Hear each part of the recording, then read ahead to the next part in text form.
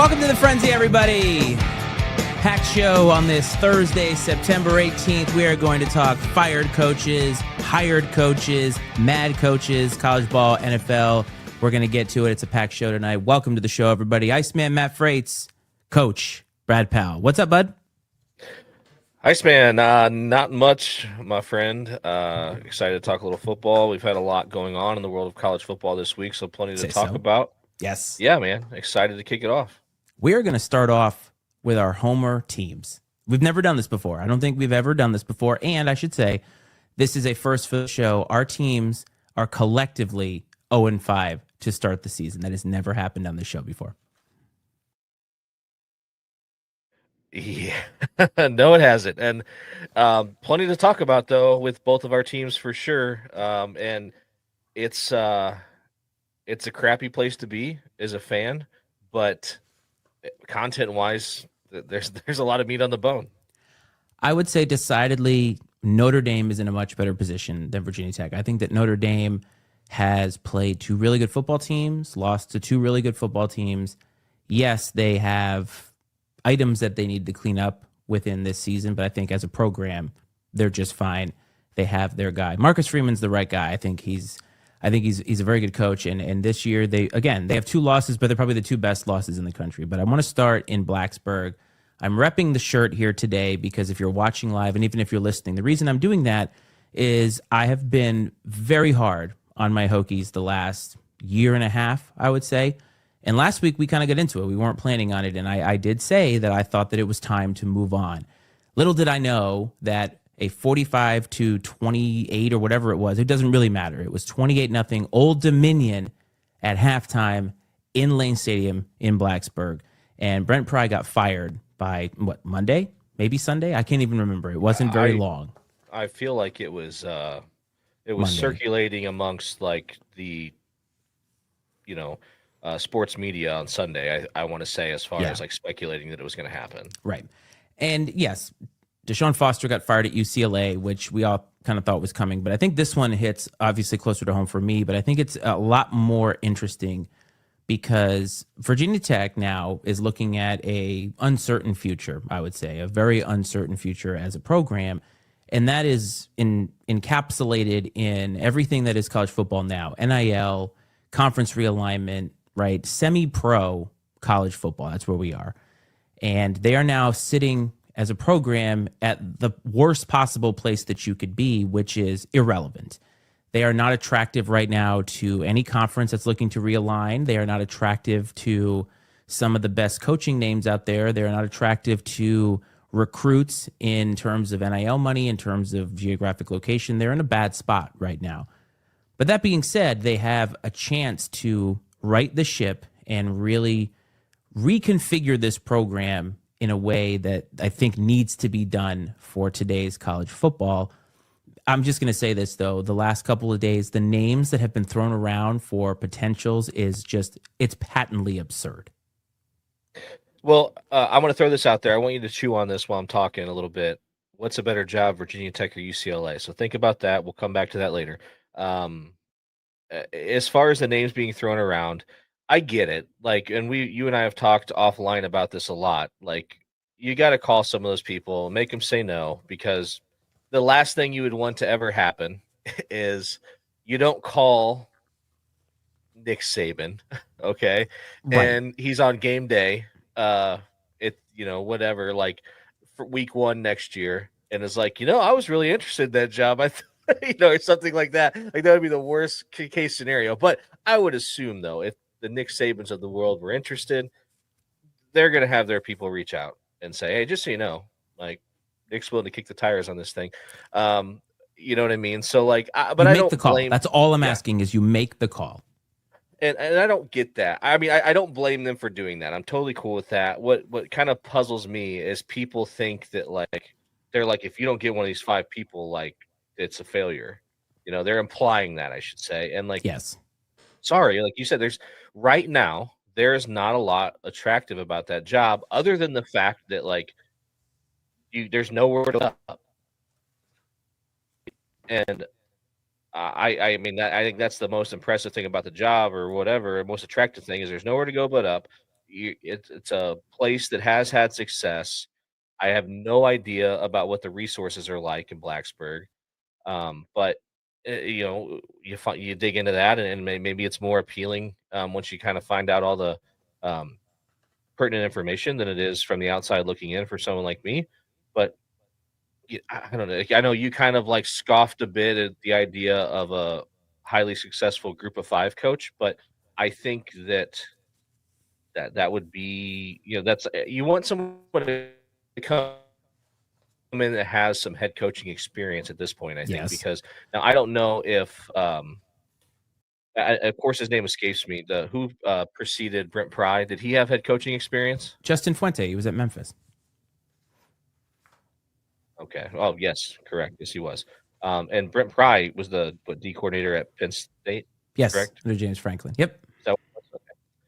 Okay. Now, did he have prior head coaching? I looked up his resume the other day, so I should know, but I don't know off the top of my head. No. No prior No. head coaching experience, that you know of. No. So, and Mm-mm. I mean, and that some of that's overrated, but it does matter. And like, I don't want to jump to Marcus Freeman Notre Dame yet, but like Marcus Freeman is still. I mean, you're always learning, but like he still has a lot to learn about being a head coach, because he had no head coaching experience, and he's doing it somewhere where he is like in the biggest spotlight you could ever have, probably.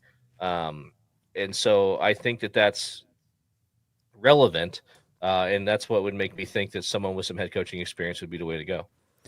I didn't necessarily scoff at them ending up at an accomplished group of five coach. What I didn't want them to do was automatically go that route, because they've done it with Justin Fuente. They really didn't kick the tires on a whole lot. Frank Beamer signed off on this hire, and they went straight to Justin Fuente. And honestly, Justin Fuente, his tenure just got worse as it went along, but it started out very well. They won 10 games a couple of times, played in an ACC championship game.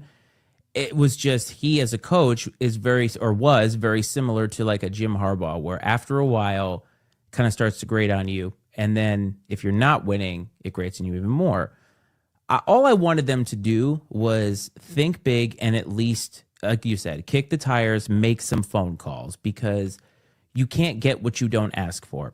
I'm not saying that they should have gotten one of those guys, but there are guys right now who are sitting out there on humongous buyouts who really have nothing to lose. And so if you're not at least giving them a call, then you're doing the program a disservice, in my opinion. Now, I understand that realistically, they are going to end up with one of these guys.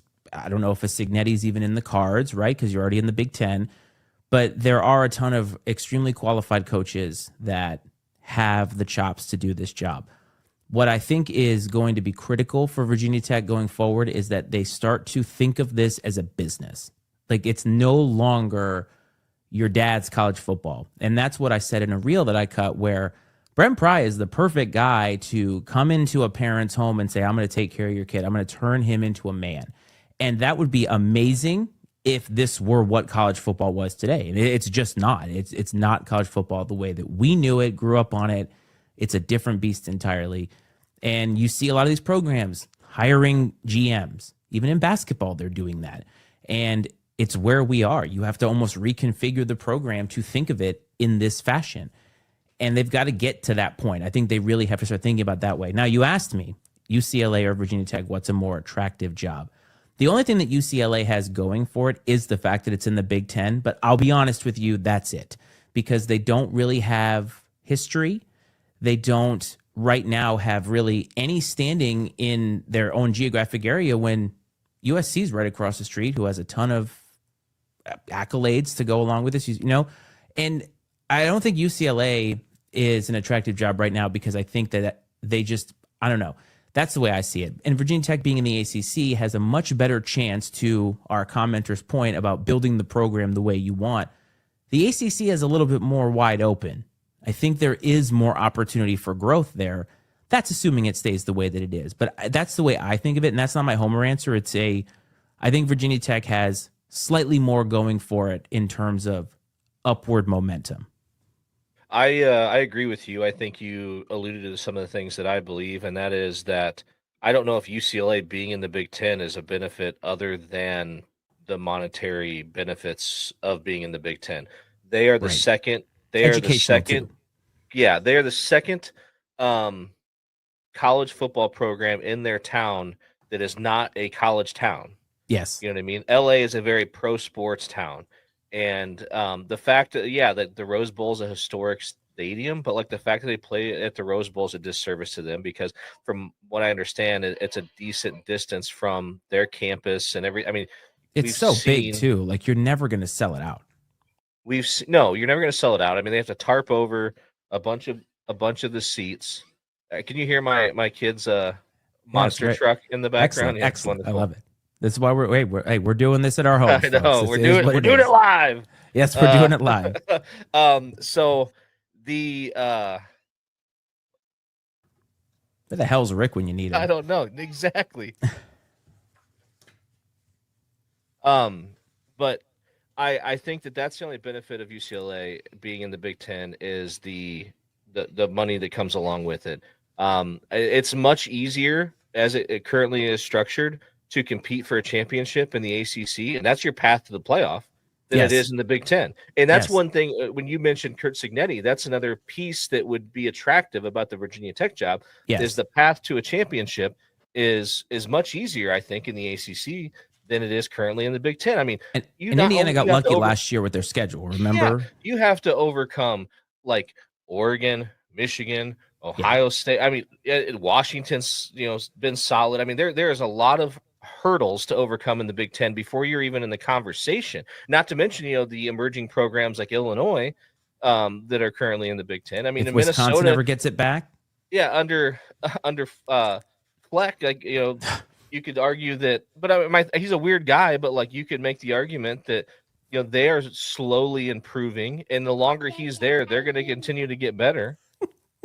My goodness, this guy. I'm gonna tie him up somewhere. this is great. Yes, Jonah is here in the comment section, and our usual super fan is sleeping on the job somewhere in the Powell household. Seriously.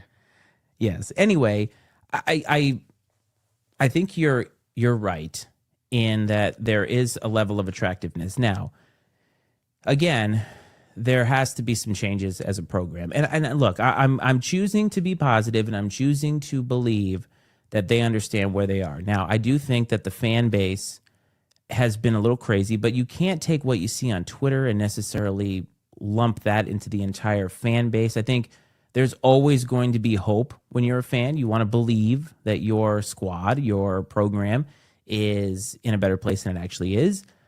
But there is there's one potential name that's out there that I just want to shoot down right now, and that is Michael Vick. I don't. I was wondering if he was going to pop up as a candidate. He's popped up a lot. And the reason that I don't like that, first of all, I think if you're going to hire somebody like let's say a GM role, somebody who's going to be attractive or get the kids to want to go to Blacksburg, well, that's your guy, right? That's the guy who was the guy in program history.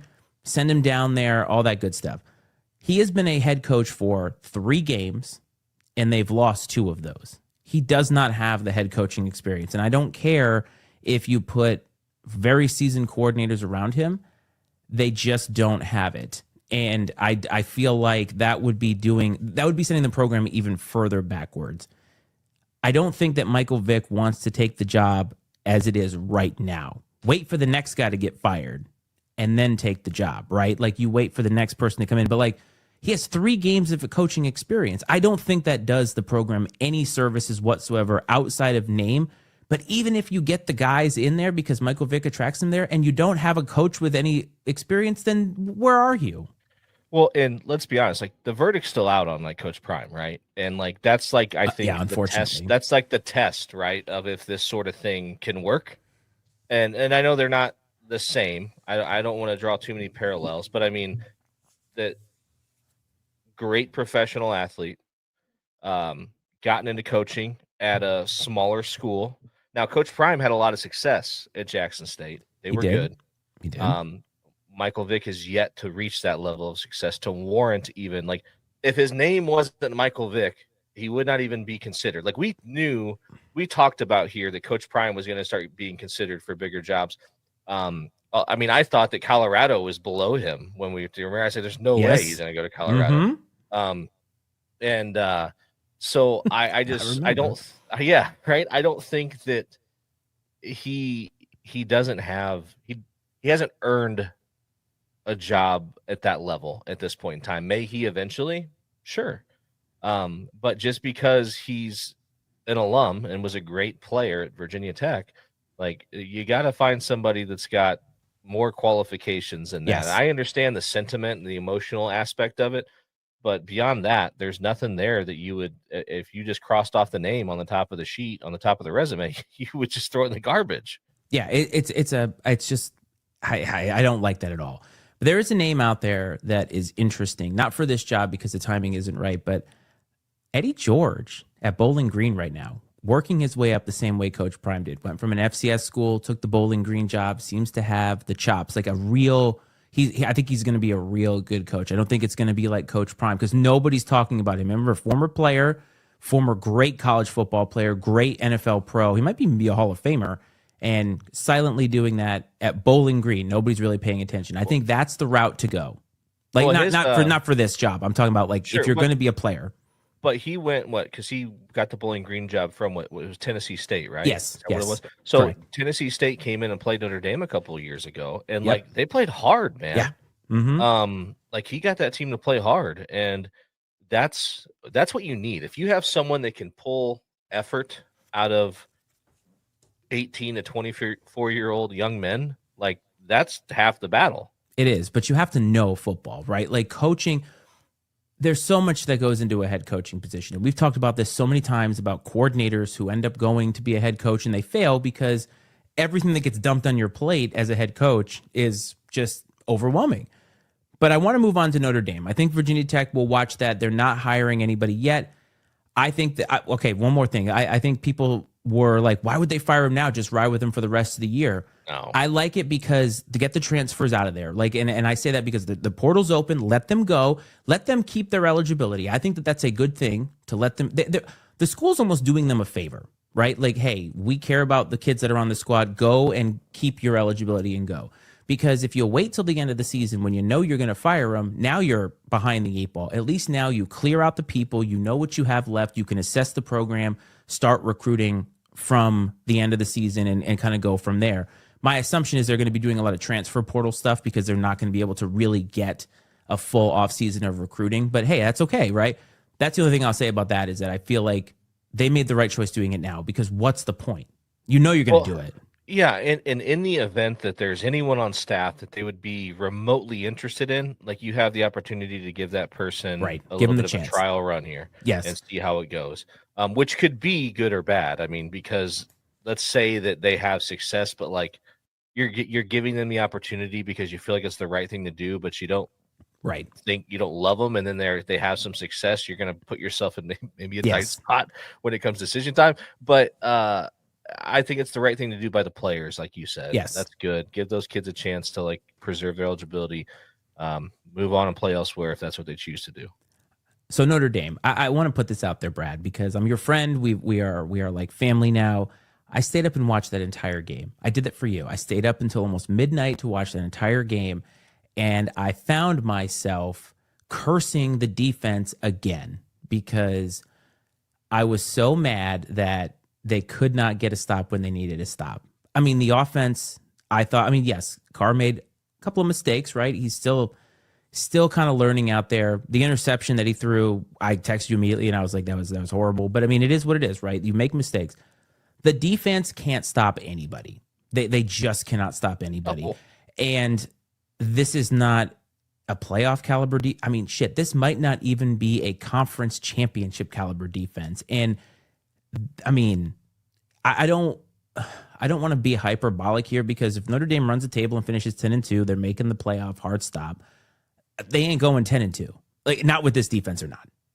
No, and that's the frustrating part about the defense is they return. Now I don't want to the guys they lost were crucial pieces.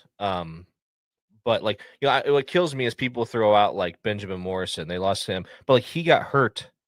I think before the season even started last year, they played the entire season last year without him. So like you can't even count him as a loss. Like it's funny because I was watching he's playing corner for the Bucks the other night, which is neat to see. But They lost Xavier Watts at safety, who actually plays for the Falcons now, got an interception the other day. That was nice to see.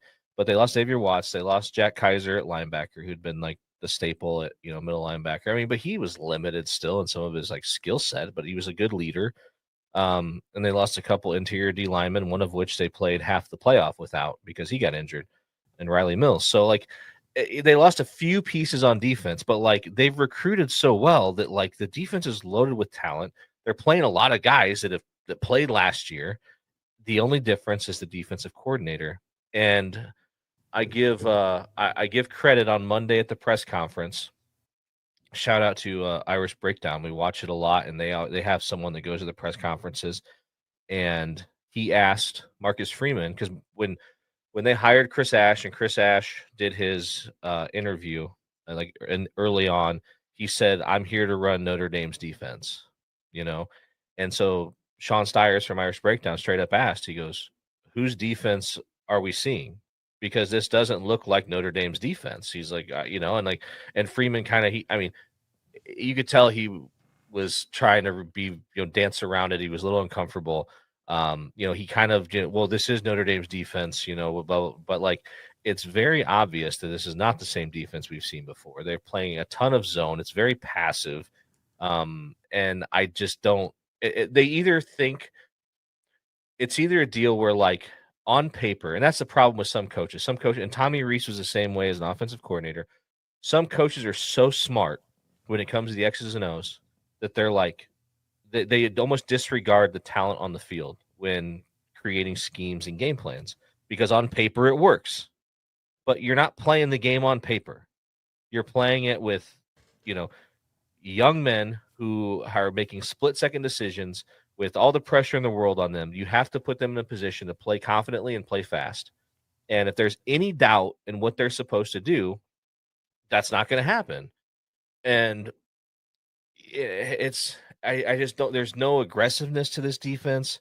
They're not. They're soft. They're soft. They play. It seems like there is confusion.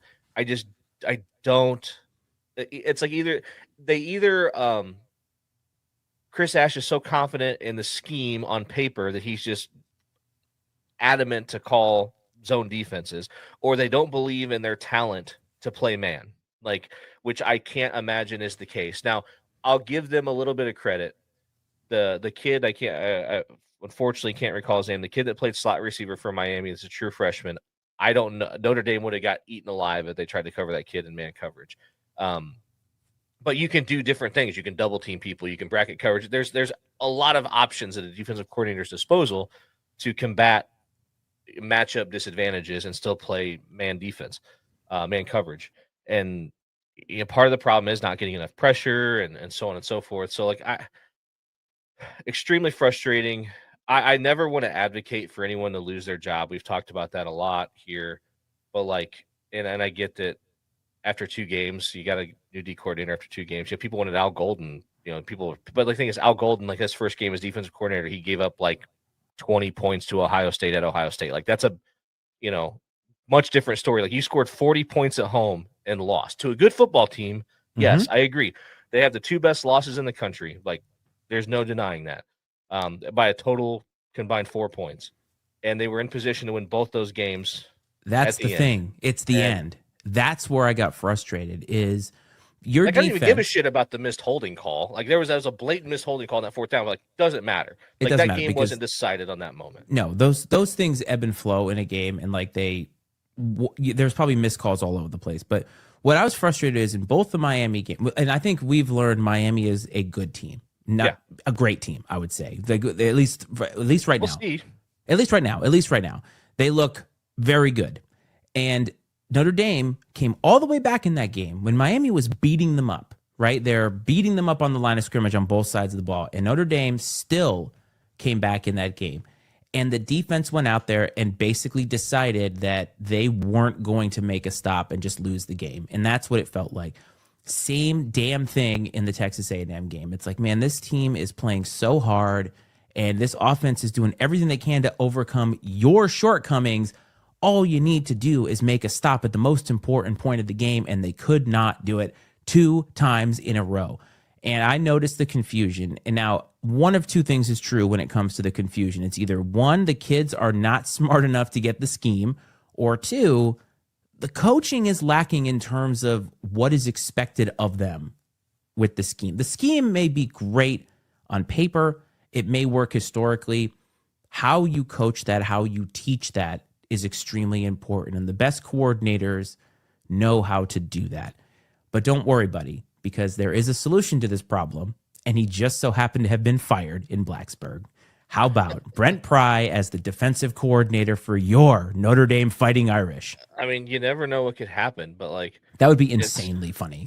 But that's and the weird part is that Marcus Freeman has a very strong relationship with Jim Tressel. He played for him in Ohio State, and so and that's where he has some Ohio State connections. And from what my understanding is that he talked to Urban Meyer, and Urban Meyer is who recommended Chris Ash. And Chris Ash got fired from Rutgers as the head coach. It was a co-defensive coordinator at Ohio State for a defense that wasn't that good.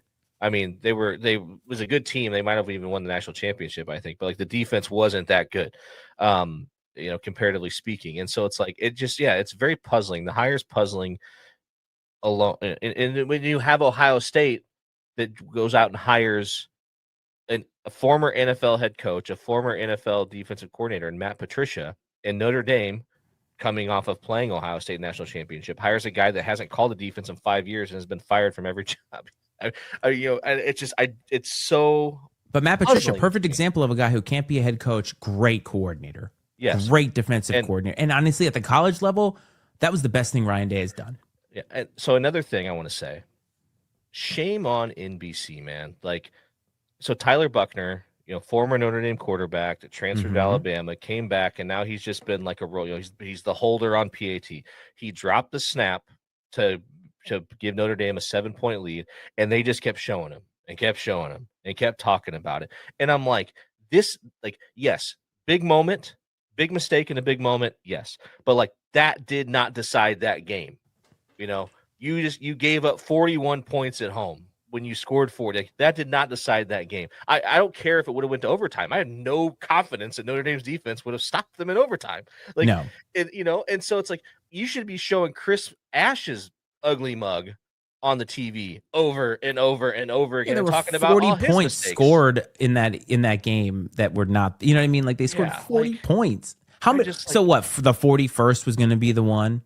The 42nd was going to be the one. Me off is this Notre Dame message board that I follow. There's the other idiots on there, and they're like, I don't know why people are, because people were talking about this a little bit. Like, I don't know why people are trying to protect Tyler Buckner.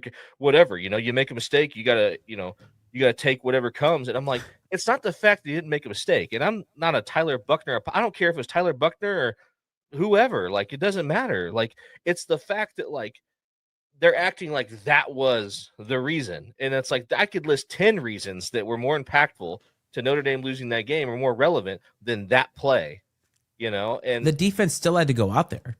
They didn't make a stop. If he would have fumbled the snap on the first PAT of the game, nobody would be talking about it. Nope. Like, it was just the moment it happened in, which that happens in sports. We see it all the time.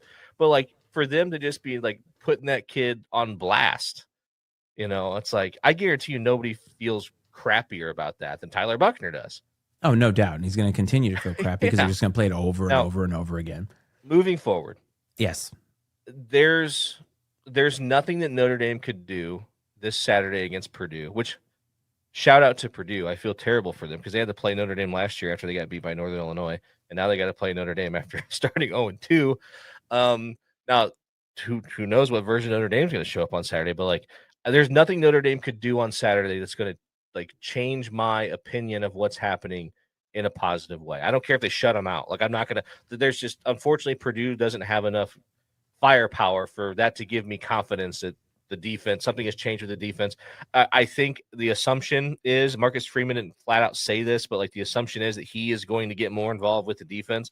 I don't know if he's going to essentially take it over or not, but like he's going to get more involved, as he should, being a defensive guy. But there's nothing that, I could only come out of that game feeling worse. There's no upward room to go no upward trajectory for me based off the result of that game. No You matter could 70-0, I feel no different than I do make an today. argument that you won't get a meaningful data point for Notre Dame until they play USC, assuming USC. You know what I They mean? got to Like go to there's Arkansas in a few weeks. Like yeah, that'll but be that's a test. it is, but their schedule is not like it used to. That's one thing I will say I miss about Notre Dame is when their schedule had the same teams, right? The same programs on it, those historical programs where they played Michigan every year, they played Michigan State every year, right? Yeah. I miss those days because a team like this would be perfect for that kind of a schedule because you're like, all right, so we're going to find out about Notre Dame when they play Michigan, when they have to travel to East, whatever it is, right? Now Yeah. you don't really get that. There isn't as much of that. And you're right. I mean, what game are you going to start to feel good about this team? Like, how long is it going to take, especially if they're playing teams that you know that they should be better than? And it's hard to get excited when you're like, well, they should beat Purdue. You're right. Today, looking at the schedule moving forward, there's not a lot of opportunities for marquee wins or needle moving wins. And my dad and I have talked about this. It's like, okay, yes, like you have to run the table to even be in consideration. Like that has to happen. 100%. And you're going to have to do it with some style points along the way. You're Yep. going to have to hope that NC State ends up being pretty good. You're going to have to hope that USC continues to win. Hell, you're going to have to hope that Navy continues to have success and that maybe they sneak into the top 25 by the time you play them, and that can be considered a ranked win. There's you're going to have to essentially root for everyone on the schedule from this point forward to have a good year so that it boosts the value of those wins. And you need Miami and Texas A&M to Keep doing well. You need Miami to basically run the table and win the ACC.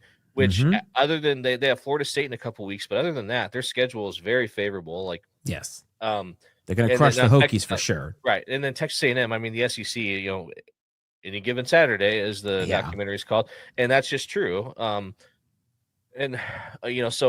that's a good football team.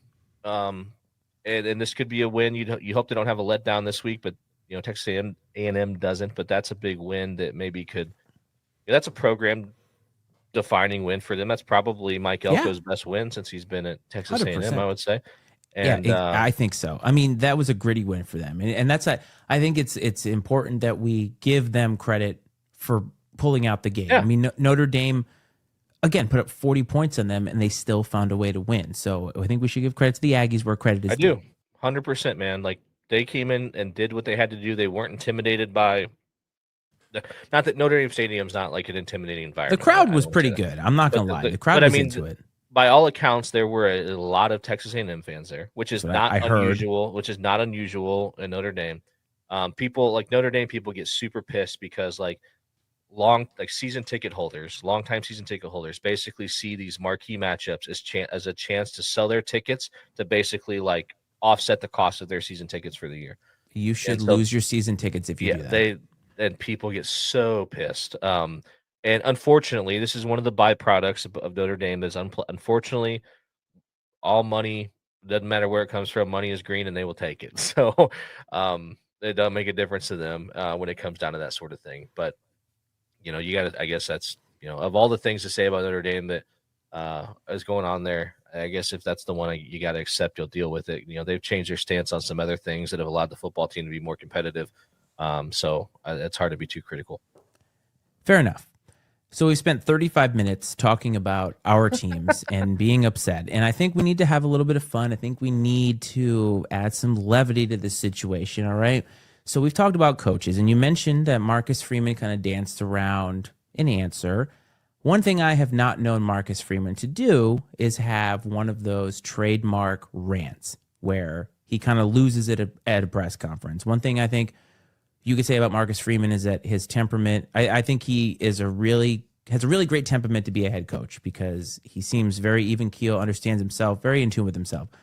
However, two coaches this past weekend, or at least relatively this weekend, one of them is Brian Kelly, who won 20-10 against Florida, and Billy Napier, who probably still his seat is pretty hot. The other one is Dabo Swinney, who lost to Georgia Tech, which was a game that I called on TikTok. Just want to point that out. And both of them are people that I think, would you consider them polarizing? Is that a fair characterization of both of their personalities as head coaches? There's no better word. Right. And we have talked about Dabo before. Do you remember the episode where you were in Florida at Disney and I did the monologue episode myself and we played? Dabo was on the radio, had a time there. So we're going to start with Brian Kelly coming off of a win at home at night, and a reporter had some questions for him. Brian in the back, I know you love these immediate post-game sessions, but what are you seeing with your offense? Stop. Really? Is that the first question? We won the game 20-10. Try another question. We played the game to win the game. All right. How about third down then? What is going on with third down? It's one game. Last game, we were great on third down. You're looking at this from the wrong perspective. LSU won the football game. Won the game. I don't know what you want from me. What do you want? You want us to win 70-0 against Florida to keep you happy? No, I think people want to know why you can't run the ball, quite honestly. We can run the ball. Did you see the last play of the game? That's all you need. You just need one. There's a ridiculous questions. And I'm getting tired of it. Okay, so my favorite part of this is I don't know what you want from me. I mean, go ahead. Dude, go ahead. I think Brian Kelly in general is kind of an asshole. I'm with him 100% on this. I have zero problem with what he said because he's right. Sports media, they are entitled and they are spoiled at places like that. And this is what pisses me off about the SEC media is you can't sit there and pound your chest and tell everybody how it just means more and how strong the conference is and so on and so forth, and then sit there and go after your coach when they beat a fellow SEC opponent by 10 points. They covered the spread. Like they beat them by more than I think the spread Vegas had like 3 points or 2.5 or something. Yeah, it was low. I mean, I don't get it, man. Like I said, I don't blame him at all. Like, and he's right. It doesn't unless you go out there and beat. It's like fans. Like they're gonna find something to be critical about, even in the best moments sometimes. And it's so absurd. But like I don't. And maybe this guy might just not like Brian Kelly. And I did see that I'm certain he was told to do this, but he came out and basically apologized to this guy in his press conference this week. Said he'd been texting the guy and apologized and so on and so forth and whatever. But like, which I think is stupid. If I was him, I'd have come out and doubled down. But because like I said, with his buyout, what are you gonna fire you? Somebody will hire him. Like two things are true here. Brian Kelly's an asshole, unequivocally true. Also, this reporter kind of, sort of made it about himself. The question of, hey, coach, we've obviously seen some offensive struggles. I know we've seen some struggles on third down. Later in the press conference, after you kind of get the vibes out there, fine. That question seems perfectly relevant, especially since they have struggled on third down. They have struggled running the football as a totality in the season. But it seemed like the guy wanted to make a point by asking the question first. Yeah. And that to me was a look at me moment. And Brian Kelly seemed to me like he came to the press conference looking for a fight. And it very well could be a motivating tactic for his team. Yes, his team won, but he's a good head coach. He knows what he's looking at. He has to know that his team can be better.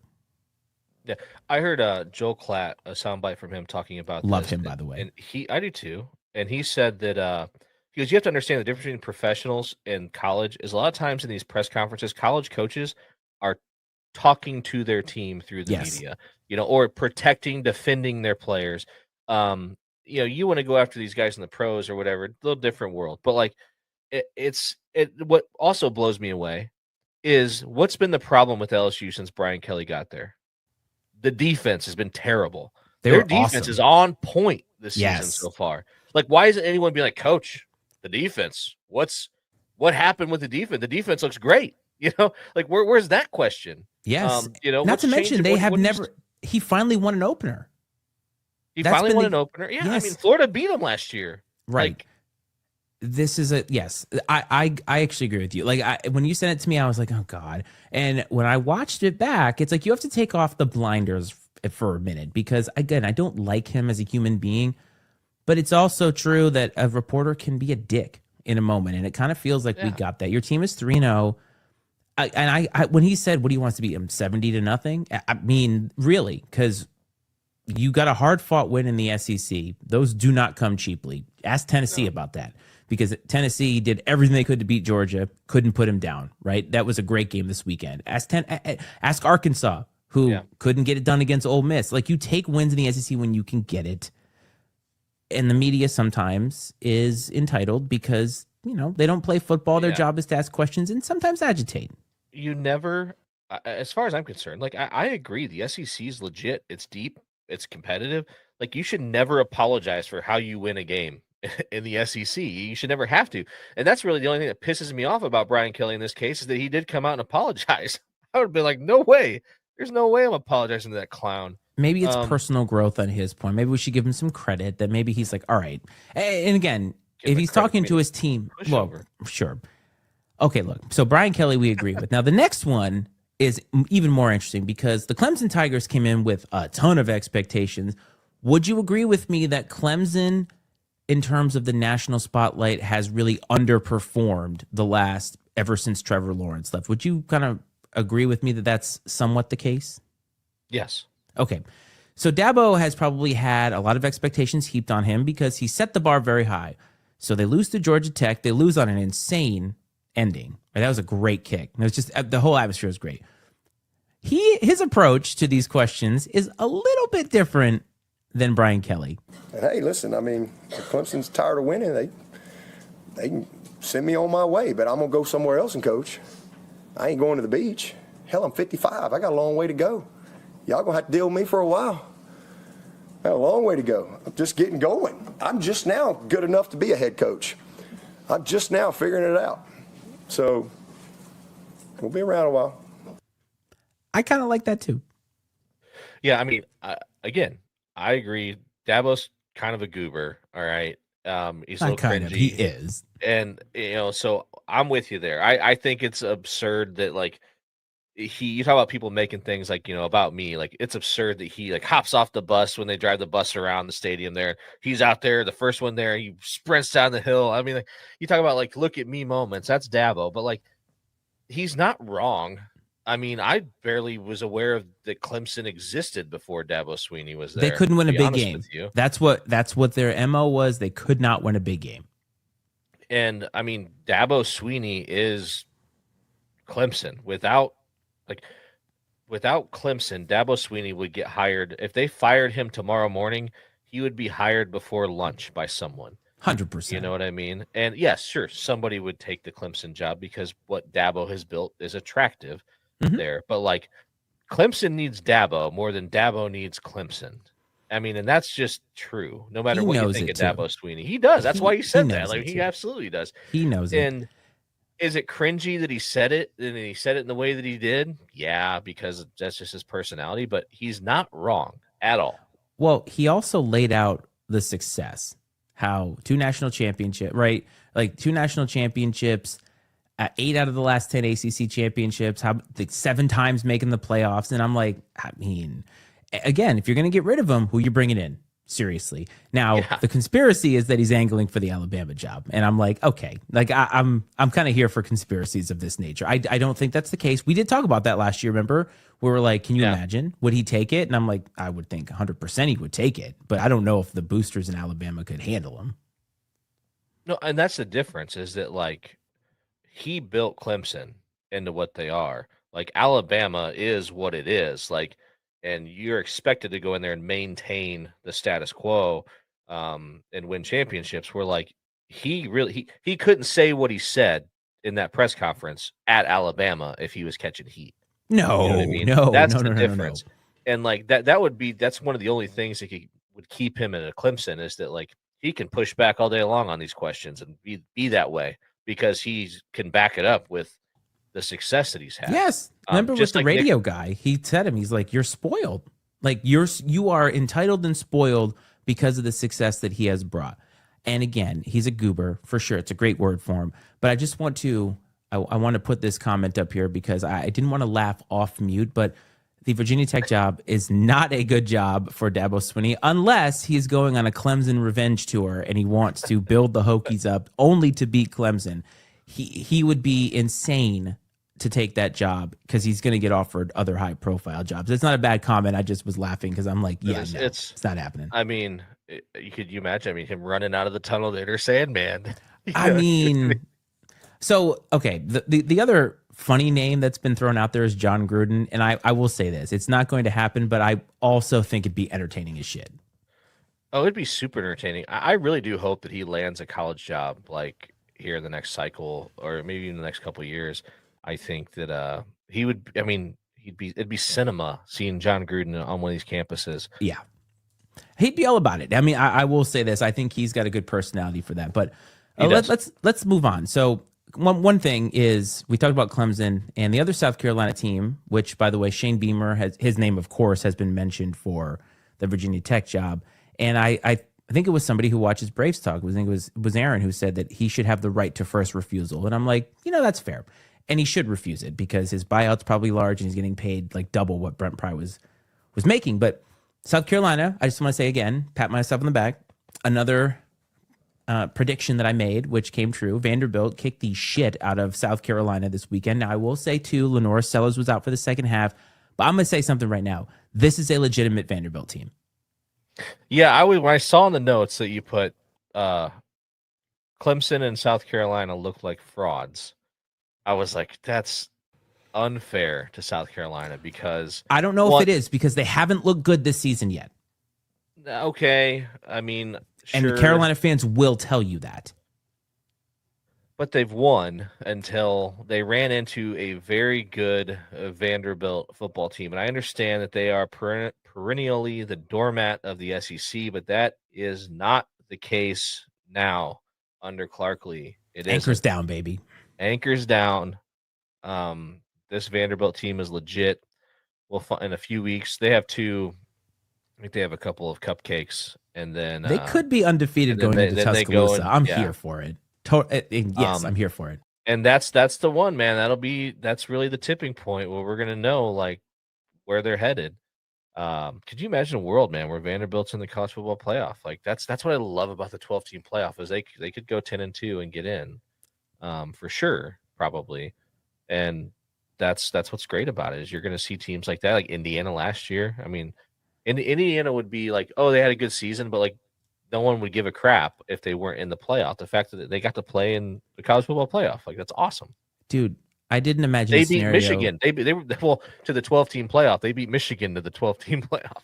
I didn't imagine a scenario in which we'd be talking about Indiana or Vanderbilt on this show throughout the entire history of Iceman and Coach. But here we are 2 years in a row mentioning teams like Indiana and Vanderbilt who have never been mentioned on this show, maybe ever, if you think about it. But I only said transfer portal. I know. But I only said frauds only because South Carolina, like the Virginia Tech win looks a lot worse now, right? Like how close that game was looks a lot worse. Their offense took a while and to beat South Carolina State, and they really were almost not in the game against Vanderbilt. And their schedule is really, really tough. Dude, I looked at it again today. It's rough. Oh, gosh. Basically, they have like 4 more teams on their schedule. They're in the top 15 right now. Yeah. And essentially, their schedule in the SEC this year is the opposite of what Indiana got in the Big Ten last year. Like, it is brutal. It is the epitome of murderer's row. And it's not necessarily Shane Beamer's fault, but, I mean, if Sellers was going to be out, they're totally screwed. But this was kind of one of those games where both of these programs coming in, it was like, all right, which one of you is going to take the step? And Vanderbilt continues to take the steps. I will say this too. Diego Pavia is trying to get another year of eligibility through the courts, and he may win. So it's very possible that we're going to see him again next year. And the question will be, where's Clark Lee going to land after that? Because he's going to get a job. Well, that's what's interesting. And they say this too. I mean, there's other people this comes up with, I guess, and, money talks. But he's a Vanderbilt alum. And so you just wonder, I mean, there's got to be money there, I'm sure, in Nashville, but like, you just think he'll stay there? You think he'll stay there and build a Frank Beamer type program at Vanderbilt? I don't know. I mean, I think it's more possible to do that these days with NIL and things. And, but that's what you wonder about, like, not to keep pounding the Virginia Tech and Shane Beamer drum, but like, hypothetically, if they came to him and offered to pay him more than what South Carolina is paying him, That'd would be a he? lot. That'd be a lot. They have to pay him like Right. $10 million a year. I don't think they can And afford that. but like, let's say that some booster came along and was like, "I'll write the check, blank check, whatever it would take." Frank Beamer.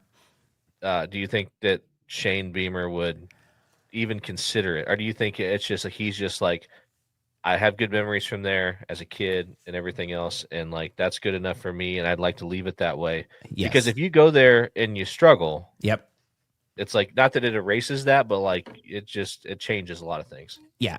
Again, right of first refusal, 100%. You make the call, offer it to him. He's going to turn it down. He should turn it down. I think he wants to separate himself and have a separate legacy from his dad, because you're never going to be on the same level. And you're right. If he fails, and it's a lot harder to be successful now, right? I mean, there's a path there, but you got to get it done. And so I don't think that that's the route. But you can always go home, but it doesn't mean that you should. Yes, I totally agree with you on that. One last thing. So Alabama finally kind of looks like Alabama this weekend. Now they played Wisconsin, who kind of down. Luke Fickell, another guy who we're probably going to be seeing floating around the unemployment line because never could get that job. It's amazing, dude. How many of these guys? There's going to be a lot of coaches on the market this year, for real. So I'm very curious to see how all of that goes down. But let's talk about games we got coming up. Would you believe that in week 4, we are going to get a Big 12 title game where Texas Tech, who bought a lot of guys in the transfer portal, is going to, they're facing Utah, who came from unranked to now where they are. Now, Cam Rising years, remember we always thought that's a tough place to play. Let me tell you what, this is going to be an interesting game. And either one of these teams is probably not going to make the playoff because some other random ass team is going to win the Big 12. Yeah, that's the thing about the Big 12, man, is it's so average, like just through the middle of the conference. But yeah, I think that Budge is going to that game too this week from what I saw, so that's exciting.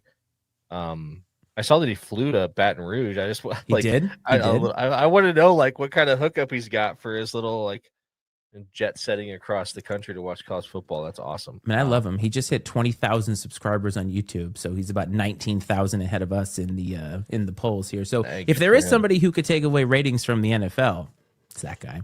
Absolutely. No, that'll be an interesting game. It's going to be the marquee game of the Big 12 this season, I think, for sure.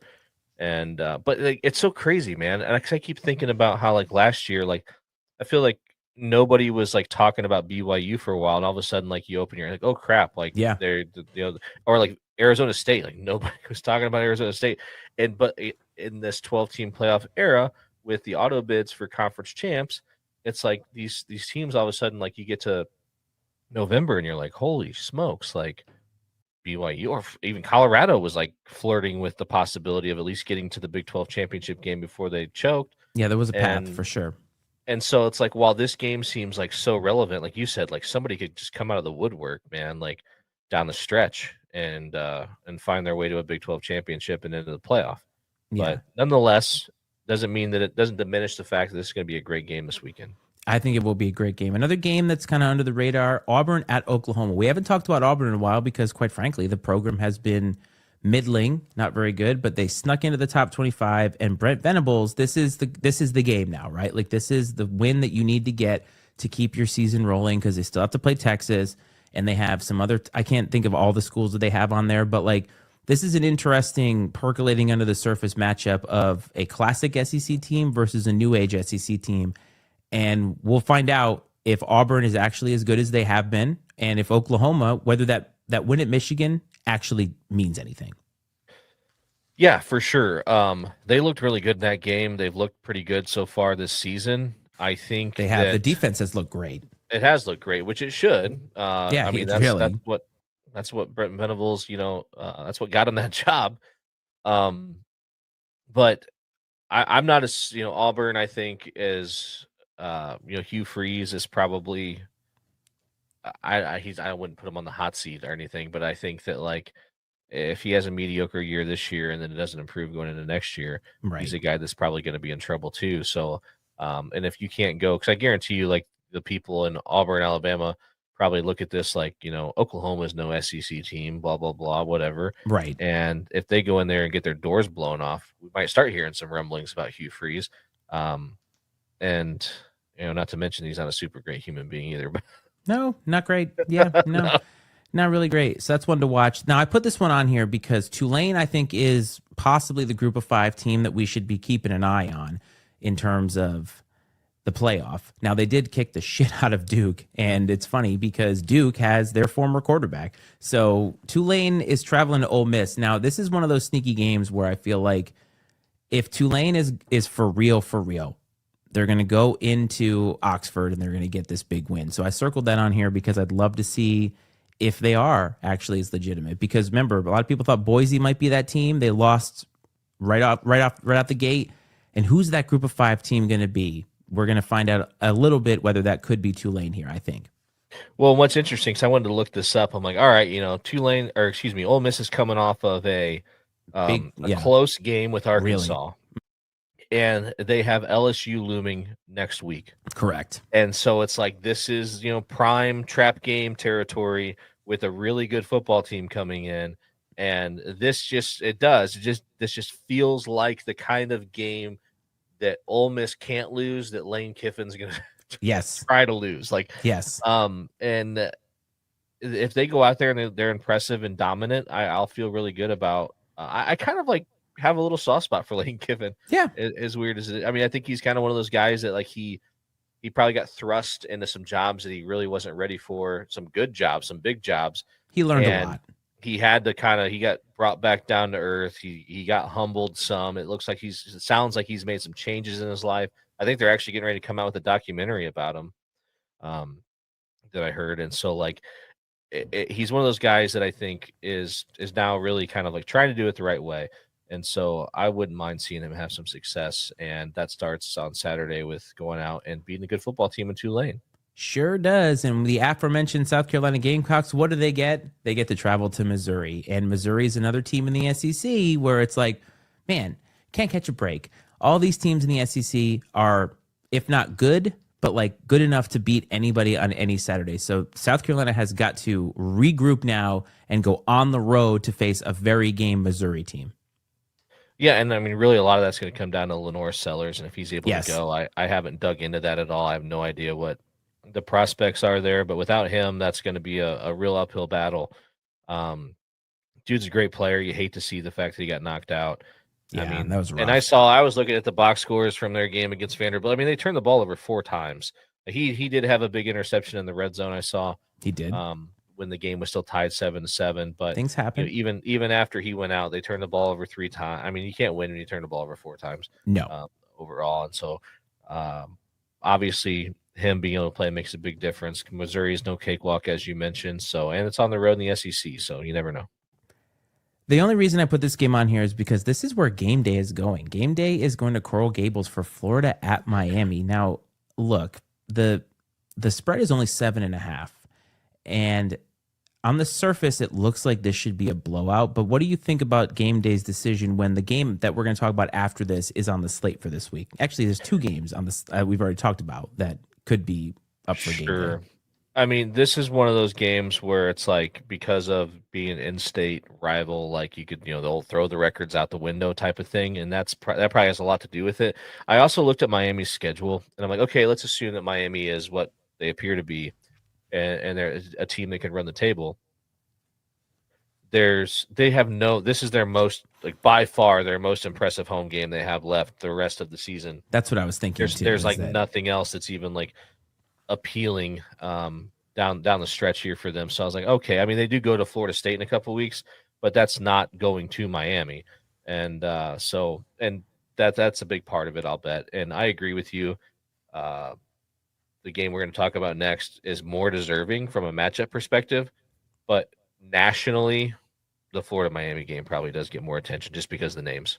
Yeah, and game day is a college football show, but at the end of the day, it's a business, and they want to attract people to watch the games, and there's an entertainment value. And it's like, do you remember the Lee Corso doc when Reese Davis said it's football, or it's entertainment, sweetheart, football's the vehicle? That's what game day is out here for. So I get it. If this was a pure college football show, this next game would probably be the one that I'd want to see them at. I mean, how often is game day going to go to Bloomington, Indiana, to Illinois and Indiana? What's great about this matchup, dude, is last year Indiana was the darlings. Indiana still seems pretty good this year, but everybody's saying Illinois is last year's Indiana, and they get to face each other in week 4. And this is going to be a fun game, in my opinion. It would be awesome to see what Bloomington would bring for College game day, but nationally, nobody really cares about Indiana University football. I'd be curious to know if these two programs have ever met in a top 20 matchup. That's a good point. Let me get the history intro of on their that. programs. Yeah, and Jonah, look that up. Jonah, look it up. So anyhow, I agree with you. Now, one thing that's nice, I think that pulling it up right now, next week, and I don't know what else is on the slate.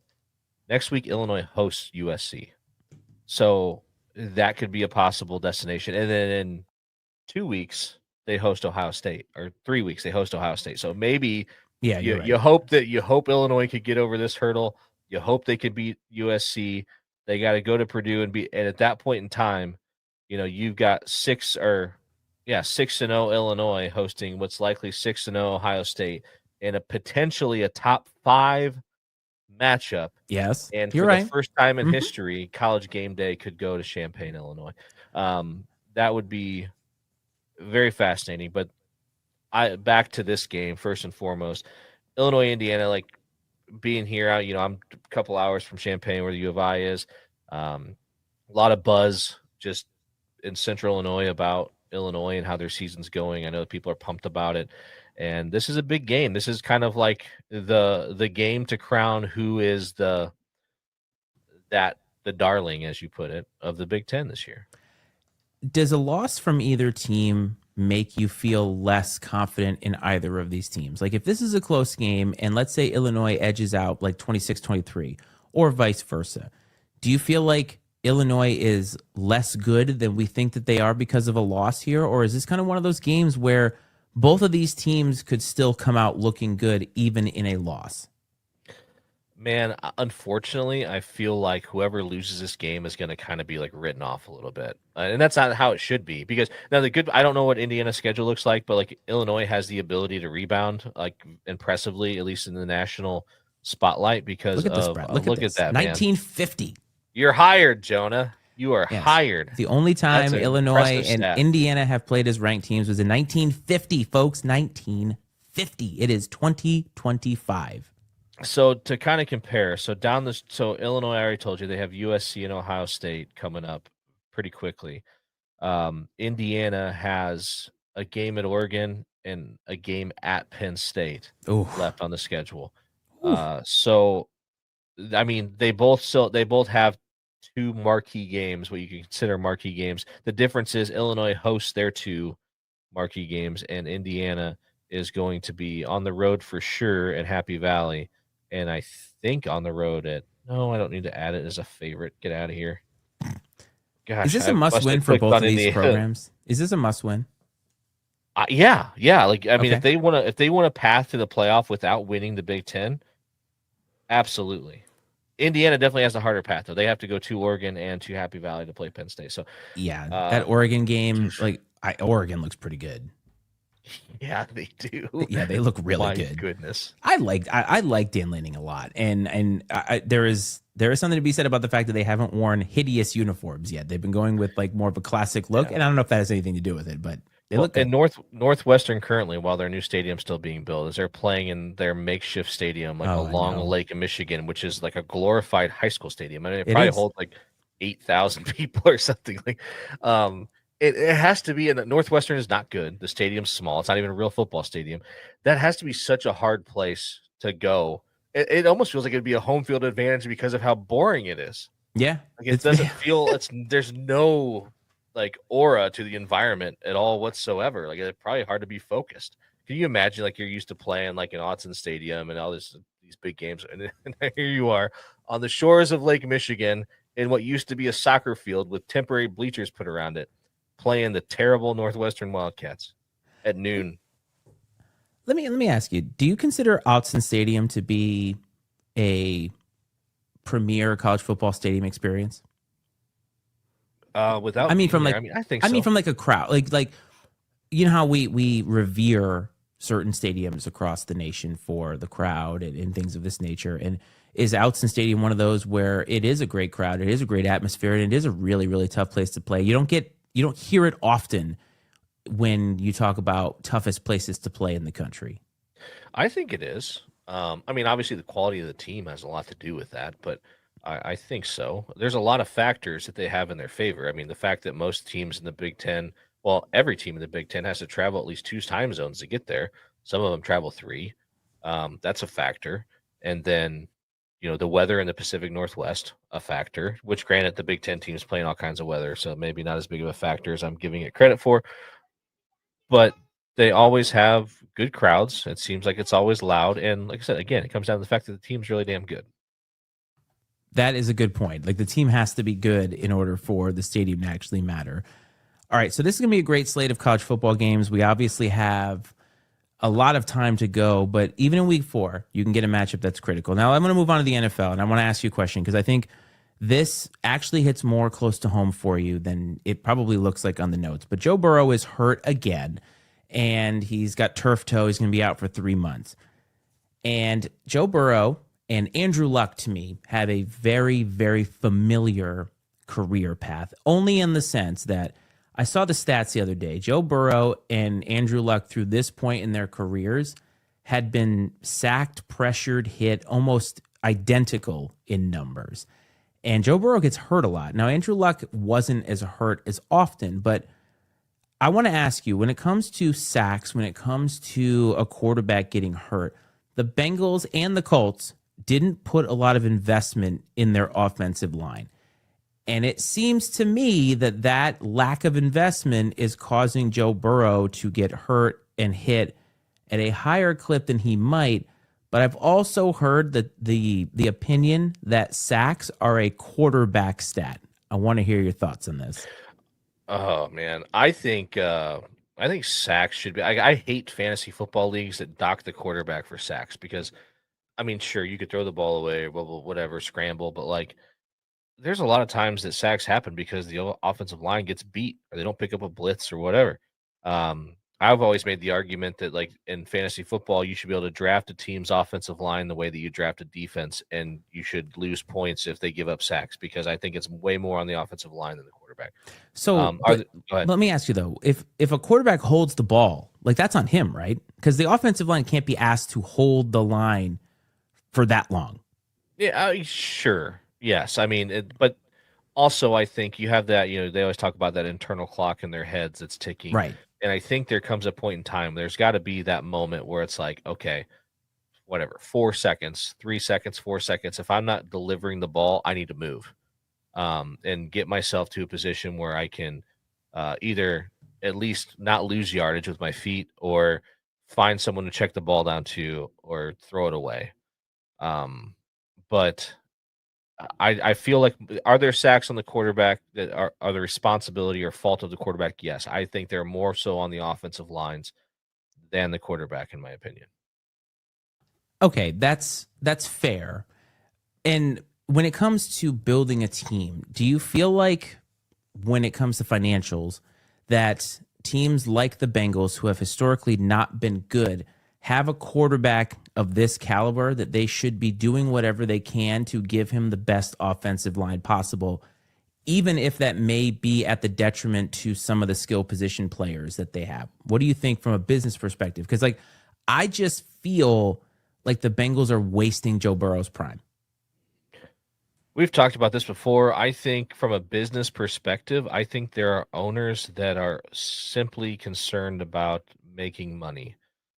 They don't care about winning championships. They just care about not being completely awful to the point that fans stop coming to the game.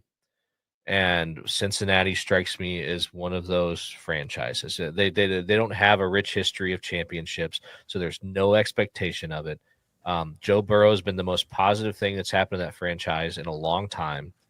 And, you would think that would make you want to protect him and to be able to put yourself in a position to compete for championships. But I bet you the amount of money made by a pro franchise in a AFC championship appearance season or even a Super Bowl appearance compared to, like, maybe missing on the playoffs by one game is probably not that different for a place like Cincinnati. You know what I think it is? and I'm going to be very transparent and honest here. I love watching Joe Burrow play quarterback, and the Bengals have robbed me of so much time of watching him play. Because he's a great player. Yes. When he okay, so Joe Burrow too is the kind of player that he thrives in hero ball. In the sense that like the Bengals play this frantic game every year where they start slow and have to really come back, and every possession is gotta have it. And they kind of thrive in that. But I'm a little mad and upset because, again, I'm losing time watching a guy who is so good. When he is on, he's just as good, if not better, than Josh Allen, Lamar Jackson, and he's even up there with Mahomes. I mean, he has outdueled Mahomes more than once. And I feel like the criminal negligence of not putting a competent offensive line for this guy, and also missing on like every draft pick that they have had in that regard, it's robbing me of fun. That's what it's doing. No, I agree. He's very talented. He's a great player that I would like to see play for a really long time. I think it's fun to see these franchises that have not been traditionally successful be good, like the Lions. Like we talked about the Lions a lot and things like that. But it just sucks because I don't think that they give a shit. No, they don't. And really, when it comes down to dollars and cents, I don't think they give a shit. But hey, giving a shit, Carly Ursay on the sideline with a headset. She's making shit happen. I know a lot of people are upset about that. She's not meddling, is she?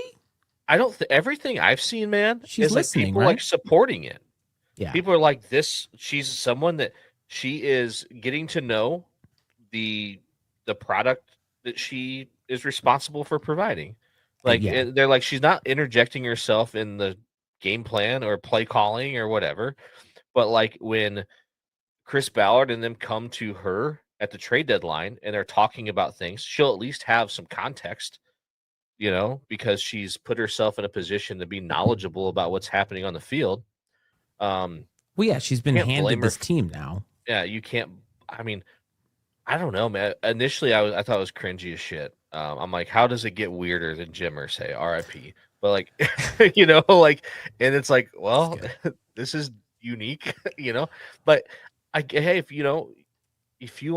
I owned the freaking Colts, man, I'd probably be doing the same thing. To be honest with you, you want to talk about meddling and cringe? Tom Brady on the headset for the Raiders when That's he's weird. also. It is weird, right? Like, I think Tom's bored. Perfectly honest with you, Tom's bored. He doesn't know what to do with himself when he goes to a football stadium and not throw a football. He has no clue what to do with himself. But he's also on the broadcast, which is so weird. Like this, that to me feels much more cringy than the owner's daughter, who is now the effective owner of the team, or one of the. I think she's like the operating owner, because I think he left the team to his daughters, and I think she's the one who's handling the business of all of it. And she just wants to be informed. If she has a microphone, that's a little bit different. But from what I can gather, she's just got a headset. She's listening. And look, the Colts are 2-0. And are they good? Too soon to tell. They're not bad, I don't think. And so Indiana Jones is a great nickname, by the way. Isn't it, man? It's perfect. It's I mean, I think that I can't take credit. I saw it somewhere else. But like, I think that, it's so interesting. It's like, can the Colts and Daniel Jones resurrect each other simultaneously? You know what I mean? No. They're gonna save each other? No. I think that this Colts team is going to be very similar to the Saints last year. Remember, the Saints put up 40 plus points in their first two games and finished like 3-14 or some shit like that. I don't think it's going to be quite that bad, but I think that the Colts are going to come kind of back down to earth. Is Daniel Jones like as good as he's maybe the He's Giants got a better just record suck. than Patrick Mahomes right now. Okay, that's a great segue. I don't know if one of your friends ever listens to this. He probably is not, but I'm going to say this now. The Chiefs, watching them play offense is offensive. It looks like work. And the fun that you had watching the Chiefs on offense, and you kind of set aside the winning because they were so fun on offense, they're boring and it's late. I hate it. I hate watching them on offense right now. Not that he cares, No. but Travis Kelce is washed. Oh, good Lord, is he washed? Are you kidding me? Oh, Like, goodness, man. Like I said, not that he cares. He's got plenty going on for himself, but he's washed. He's doing just Hey, fine. I heard a interesting stat today. They were talking about, it was something that was talking about officials. Yes, you too. Thank you for Antoine, showing. have a good one. Yes, thanks for stopping by. I think that it was a stat. It was some sort of thing. They were talking about officials and how bad officials are, and so on and so forth. And then they threw out a fun stat. They said, "Do you know what team in the NFL last season had more touchdowns called back for penalties than anyone else? It's the Chiefs. Against them, you mean? No, that had more of their touchdowns called back due to penalties. That had the most touchdowns called back due to penalties. Gotcha. All right, Kansas City Chiefs. And then the team that had the most touchdown drives extended by other offenses due to penalties was the Buffalo Bills. So I was like, those were fun stats to hear. But like the Chiefs one's fascinating because there's this narrative out there, right, that the Chiefs get bailed out by the refs and so on and so forth. And I mean, we've talked about it here a few times. And to hear that though, you're like, well, shit, man, they've had more taken back, and you know, they would be even better if the refs were on their side than they've been, because the refs have taken more touchdowns away from them than anyone else. So we've talked about this with the Chiefs, that the Chiefs don't get all the calls. What I think happens is when they get the calls that they get, it's the correct call, and it always seems to be well timed when a team would need a call. And if you're rooting against them, that feels frustrating, but also it's the right call. Things happen. But we have some questions in here now, and you can go ahead and put them up because these are old school questions, buddy. This might be for you. So we want to thank our new subscriber, our new listener here, and that is right here. So would Johnny Unitas be better than Josh Allen right now? Now, this is the kind of question that I like because you have old school, new school, and a lot of times, tell me if I'm wrong, most people try to keep the old person in that era and then take the new person in this era. They don't put them on equal playing ground whenever we start to make comparisons like this, because they're like, well, Johnny Unitas could never survive today. If Johnny Unitas had today's technology, today's nutrition, science, all that, yes, he would, right? So go ahead. That's a good point that I wasn't ready to consider. You're welcome. You know, for real though, I was not thinking about that piece at all, because my initial thought was no, he would not be, because Josh Allen is a far superior athlete than Johnny. The kicker for the Buffalo Bills is probably a superior athlete to what Johnny Unitas was at the time of his prime. Probably everybody in the NFL. I saw a clip. Speaking of kickers, I saw a clip earlier of it was a game from like the early 90s where the kicker for the Seahawks kicked like a 45-yard field goal, and the announcers were losing their minds, like, of how impressive it was. And now, like, we got guys routinely kicking 60-yarders, you know, and like he had the big bulky the kicker, the big bulky shoulder pads, everything else, and it's the like single shows bar. how he had actually a double, but it was still real small, double bar. But I'm like, it just to talk about how much like the game's changed and how much better players have gotten I don't know how you can like account for the advances in technology because it just didn't exist. I think a lot of times in these cases is boring. This is like the lame, boring, not fun answer, Antoine. I think it's best to leave Johnny Unitas in his era and Josh Allen in his era and just leave it be like that. And I love nostalgia and reminiscing about the greats. You know, Babe Ruth, you know, the greatest baseball player of all time, would be irrelevant, you know, if you just plucked him out of his era and dropped him in here today. And so just because of, you know, guys, you know, the fastest pitchers then were maybe throwing 80 miles an hour or something like that, right? It's just the competition's different, the technology's different. And I mean, of course, that's what happens, right, as time moves on. And so I just like to prefer to remember my Johnny Unitases as great in the era that they played in. And because when you start trying to compare them to today's guys, I feel like diminishes them a little bit, which isn't fair because it's just you're not comparing apples to apples, I guess.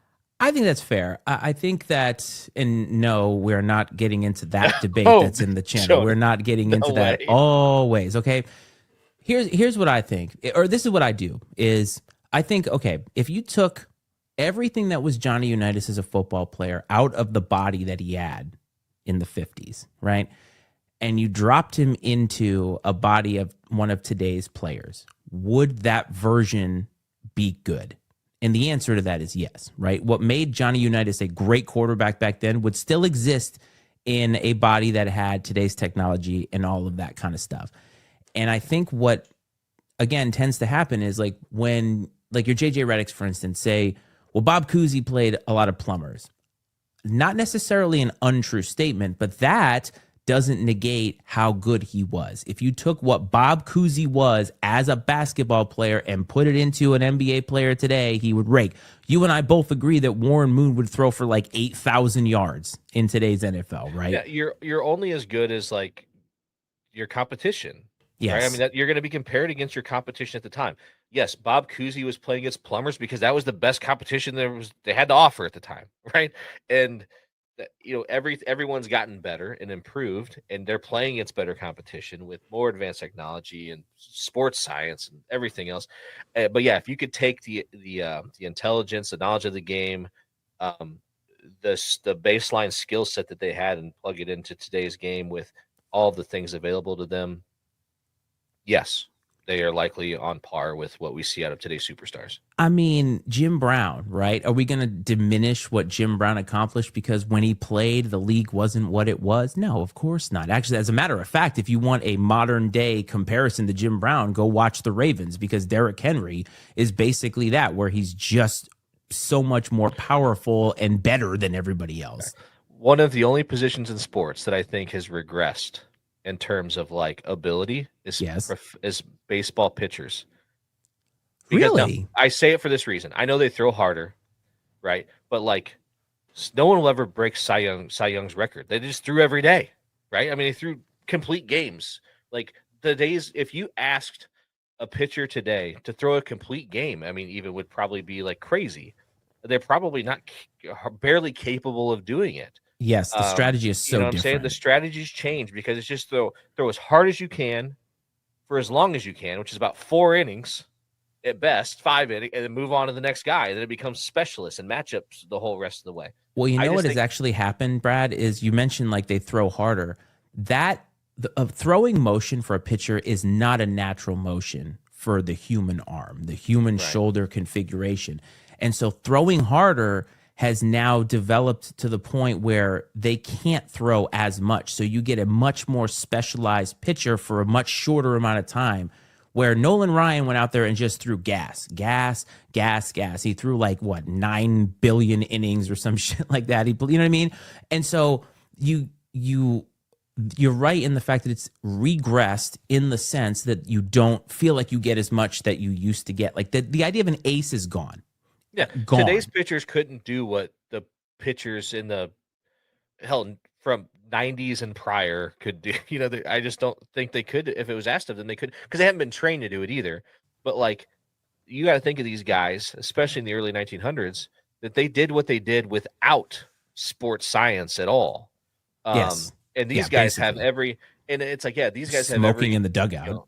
I mean, and all the things available to today's players, and they can't do it. But they also can't do it because sports science has told you it's really terrible for you to do that. But that's one thing I think is almost like tipped on its head from a lot of other sports comparisons is Major League pitching. Almost in any other comparison you could make, today's athlete could do what the athlete of old did, except for in pro sports pitching. There's no way today's pitchers could do what the pitchers did back then. That's totally, totally fair. And nothing says football frenzy like a little old baseball talk. Yes. Which, kind of gets us a little warmed up for post-football. And we probably need to sprinkle in some other sports now and again, because we are getting to the point where the NBA, the NHL, and the baseball playoffs are going to be on while all this football is happening. All right, so a couple games to watch out for, Brad, this weekend. Rams at Eagles. Eagles got a big win against the Chiefs. Now they get another good squad coming in. A lot of talk about the tush push. I think it's stupid. Just stop it. That's just my opinion. However, they are jumping a little early on some of those tush pushes that are like microscopically hard to tell for the referee. So I just think we should be watching that. Broncos at Chargers. The Broncos got a tough loss. Chargers, Jim Harbaugh, man.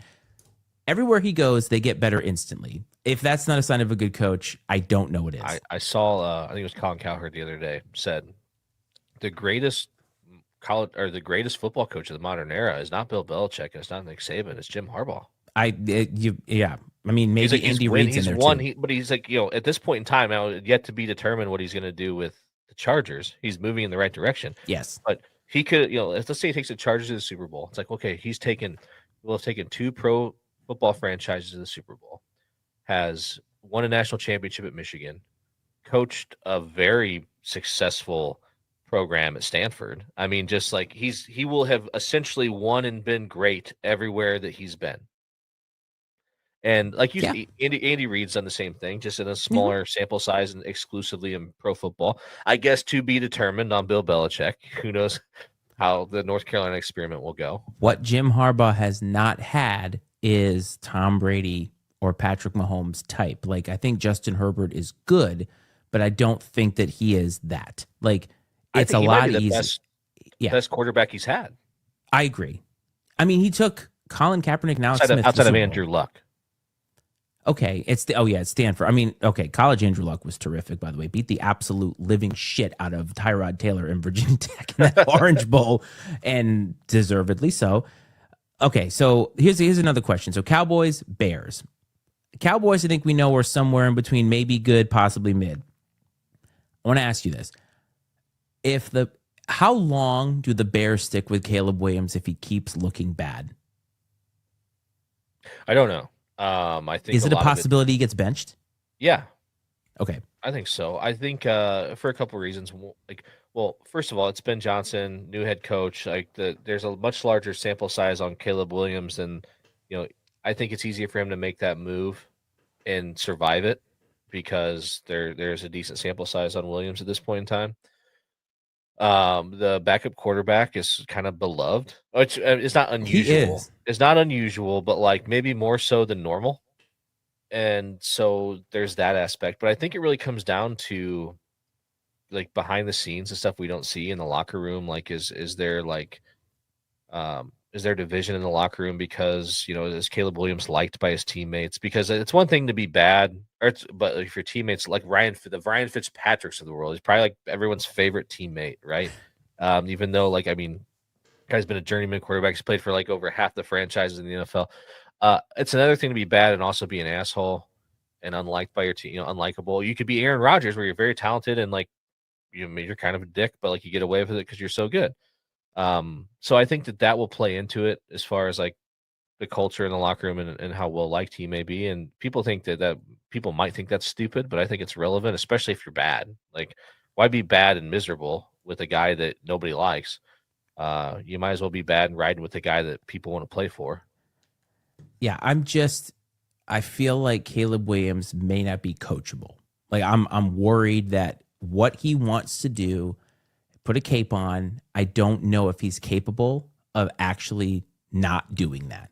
And that's not what Ben Johnson needs. He can't play in his system. We talked about that when he got drafted, you remember? Yes.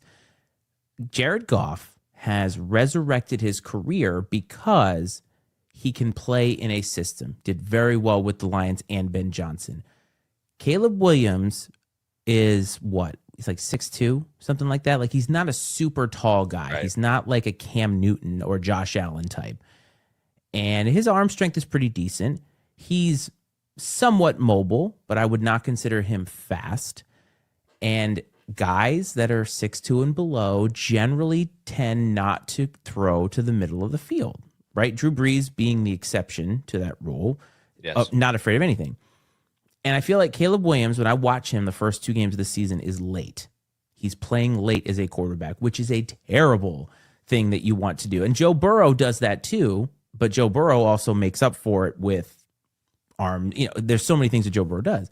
And I feel like Caleb Williams is wanting to play a style of football that he should not be playing because I don't think that he has the physical attributes to make up for being as late as he is and not necessarily making all the right reads.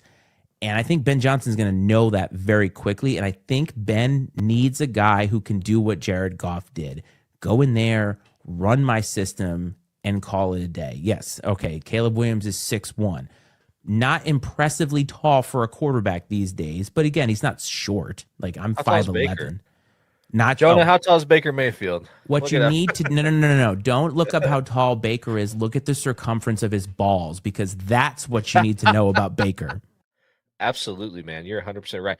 I still maintain that whatever potential that Caleb Williams had within him was flushed down the drain in South Bend, Indiana a few years ago when Oh, USC came to yes, of play course. Notre Dame, and they turned him over 4 or 5 times, and he was crying in his mother's arms after the game or whatever. I mean, like, they broke Caleb Williams. Obviously, I'm just being a little funny there, but no, we talked a long time about how he was one of those guys that's like, even at USC and Oklahoma, he wasn't like, it's like he would like hold on to the ball too long just so he could scramble and make some crazy play. It's like he didn't know how to like drop back, go read through a progression. Right, that's what I'm find talking the open about. guy. You cannot do that in the NFL. No. And like, yeah, you can watch the Patrick Mahomes of the world and be like, well, that's what he doesn't. What Patrick Mahomes is doing is still within a system. Baker is also 6'1". Did you look up the circumference of his balls by any chance? Because it's going to be bigger than that. I don't know if you'll be able to find that on Google. But, No, you won't. I'm sure. But just look up. Look at the biggest wheelbarrow you can find at Home Depot, because that's what he's been carrying them around the field with. Oh, absolutely. All right, so got we a have visitor. listen. We have come full circle here. Another game, Chiefs and Giants. That should be a get right game. MCDC, they're back. They put up 50-something against the Bears. Don't count the Lions out, buddy. This has been a packed show. I mean, honestly, this is the most fired up I've been in a while. We have been sort of just letting loose here. We've got new people in the chat, new people that supposedly subscribe to the channel. We have Carver here, who's going to give us his expert analysis on something. What do you guys say, buddy? Yeah, are the Bears any good at football? Okay, there you go. And I think that's correct. That is the correct take. The Bears are not any good at football. Brad, I'm going to let you handle that. If you want to follow us on social media, you can find us, INC Sports. Subscribe on the channel if you want to. Subscribe in audio if you want to. We will be back here next week. You'll see my face all over TikTok, Reels, a bunch of that stuff. Brad, it's always great to see you, buddy. And for everybody else, hope this finds you well and safe. And we'll see you next time. This is Football Frenzy.